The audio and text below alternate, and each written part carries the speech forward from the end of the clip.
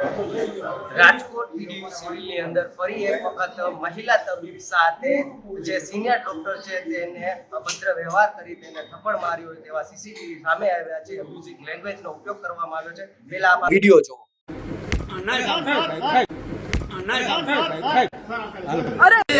અને પાછું આવું થાય એટલે અમારી પાસે આવો.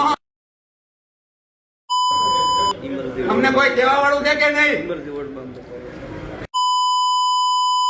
મારી સાથે અત્યારે જે પીડિત છે તે જોડાઈ ગયા છે. આપણે સીધી જ એમની સાથે વાત કરવી છે. શું નામ છે તમારું? ડૉક્ટર ક્રિશા શિંગાળા. ક્રિશા, તમારી સાથે જે ખરેખર બન્યું છે એમાં હકીકતે શું છે પહેલા એ જણાવો, એમાં પ્રકાશ પાડો. હકીકતમાં સાહેબ એ જ છે કે એક દર્દીના રિલેટેડ અમારે એક મિસઅન્ડરસ્ટેન્ડિંગ થયેલી સાહેબ જોડે, અને એ પછી સાહેબ થોડા ઉગ્ર થઈ ગયા, અને ઉગ્ર થયા બાદ એમને થોડું બોલવામાં ખબર ના રહી અને ન બોલવાના શબ્દો એમણે બોલેલા છે અને મારવાની ટ્રાય કરી છે, મારેલું પણ છે. બરાબર. શું નામ છે સિનિયર તબીબ? Doctor Ashwin Ramani sir. હાલ તેઓ ઉપર ફરિયાદ નોંધાઈ ગઈ છે. હા, ફરિયાદ નોંધાઈ ગઈ છે. તમને શું લાગે છે આમાં તમારી ન્યાયની માંગ શું છે પહેલા તો એ જણાવો.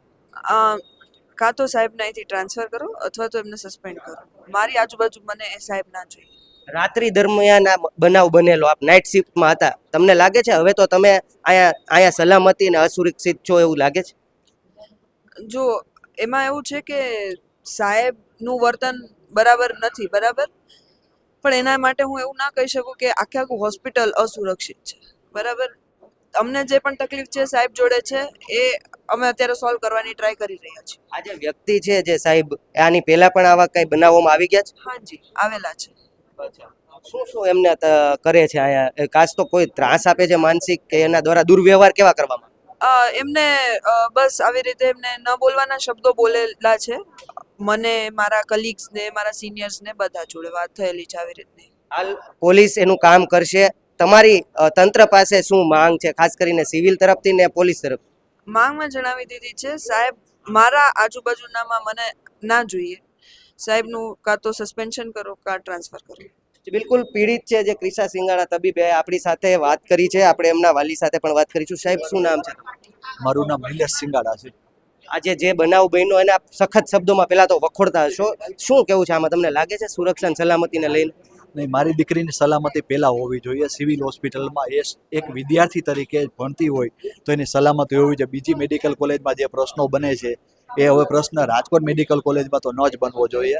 અને ગુજરાત સરકારે આ બાબતની નોંધ લીધી છે, અને ખાસ કરીને પ્રફુલભાઈ પાનસેરિયા કે જે આપણે આરોગ્ય મંત્રી છે એને પણ આ બાબતની નોંધ લઈ અને ન્યાય આપવાની, આજે જ ન્યાય આપવાની એને ખાતરી આપેલી છે. આપ ક્યાં રહો છો? આપ શું વ્યવસાય કરો?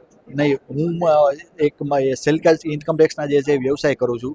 હું કાલાવ રોડ કોટેચા ચોકમાં રહું છું. મારી દીકરી સાથે ગઈકાલે આ રીતે અભદ્ર ભાષામાં જે ગાળો આપી, અભદ્ર ભાષા ના કહી શકે, મારી દીકરીને ગઈકાલે ગાળો આપી ડૉક્ટર અશ્વિનભાઈ રામાણીએ, અને મારી દીકરી ઉપર હાથ ઉપાડ્યો. તો મારી દીકરીની આ કેમ્પસમાં સલામતી નથી.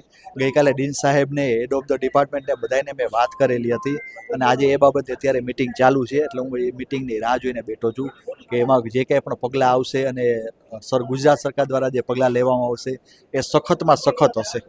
એક એવો દાખલો બેસાડવામાં આવે કે ફરી વખત કોઈ હિંમત ન કરે. એક ગુજરાત સરકારે એક એવો દાખલો બેસાડવો જોઈએ કે ગુજરાતની મેડિકલ કોલેજમાં આ કાર્ય કરશો તો આ પનિશમેન્ટ મળશે જેમ, અને હવે આ કાર્ય થાય જ નહીં એવો દાખલો બેસાડવો જોઈએ કાયદાકીય રીતે. જે બિલકુલ જે પીડિત છે તેમના પિતાએ પણ જણાવ્યું કે એક વખત એવો દાખલો બેસાડવામાં આવે કે જેથી ફરી વખત કોઈ એવી હિંમત ન કરે. હાલ જે મહિલા તબીબ છે તેઓ અસુરક્ષિત, અસલામત છે તેવું તેમના પિતા પણ જણાવી રહ્યા છે, ને તેઓએ કહ્યું છે કે અવારનવાર જે આ ડોક્ટર અશ્વિન રામાણી છે તેમના દ્વારા આવા ઘણી વખત બનાવો છે તે કરવામાં આવ્યા છે, ત્યારે તેની ઉપર કડક સખત ને પગલાં લેવાય, તેમની ટ્રાન્સફર થાય ત્યાં સુધીની માંગ ઉઠાવવામાં આવી છે. હવે આગળ જોવું રહ્યું કે જે મિટિંગ ચાલી રહી છે તબીબ અધિક્ષકની ને બધાની સ્ટાફની, તેમાં શું નિર્ણય આવે છે. સહયોગી યુવરાજ ચૌહાણ સાથે પ્રતિપાલસિંહ ઝાલા, ફૂલચાપ ડિજિટલ, રાજકોટ.